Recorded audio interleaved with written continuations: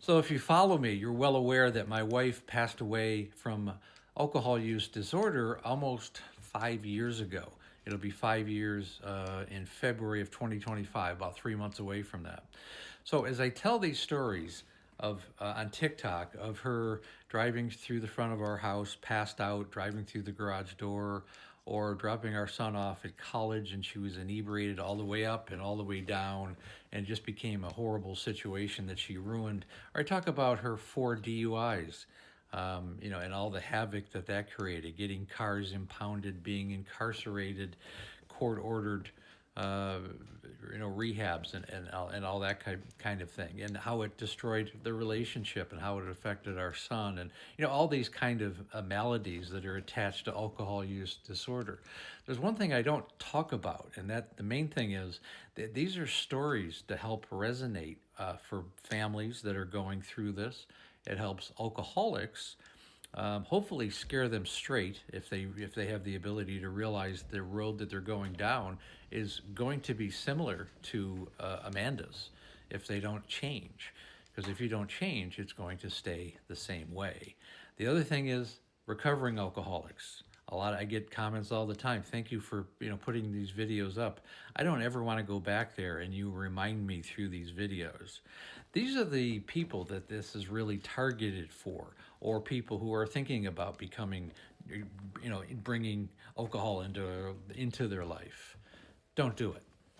And ultimately, what this is all about is to create awareness for this disease, for alcohol use disorder, for people to understand what individuals go through, create more education and understanding that it's a mental health disease. But also, I want to continue the narrative with her memoir. And it's called Amanda, A Cautionary Tale of Alcoholism. It's actually being released on Amazon on Thursday, December 12th. Right now, you can pick it up for pre-orders in my website. You can go to the link tree in my bio, go to the website, and then the PayPal link is right there. There's also many pictures about her and our life. You can also look at podcast, television, television that I've been on. It's all on the website. It's all there to look through and understand the journey that I've gone down through with this. And it's important to understand the whole motivation behind this. And it's to honor, really, ultimately, to honor Amanda, and the highest honor that you can do is by dissecting her life.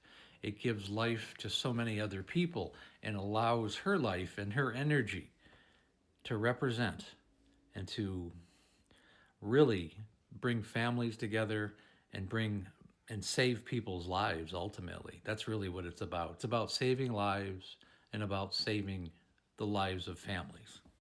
Really, and in that same vein, my son and I have really completely moved on. I mean, my wife passed away almost 5 years ago.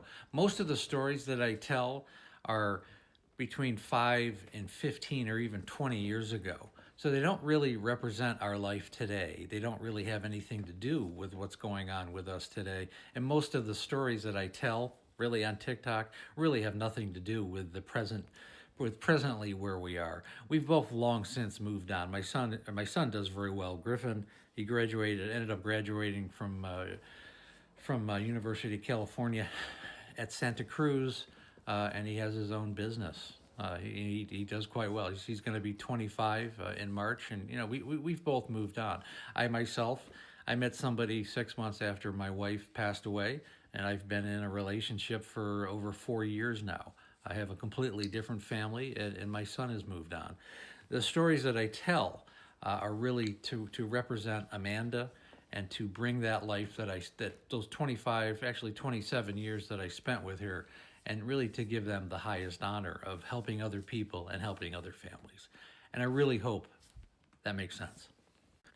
And the last thing I really want to say is that it's so important to realize that there is life after alcohol use disorder. I mean, if you're a recovering alcoholic, it needs to become your priority. It's not just for you; it's for yourself. It's for your children. It's for your children's children. I've said this many times. It's so important to nip this in the bud.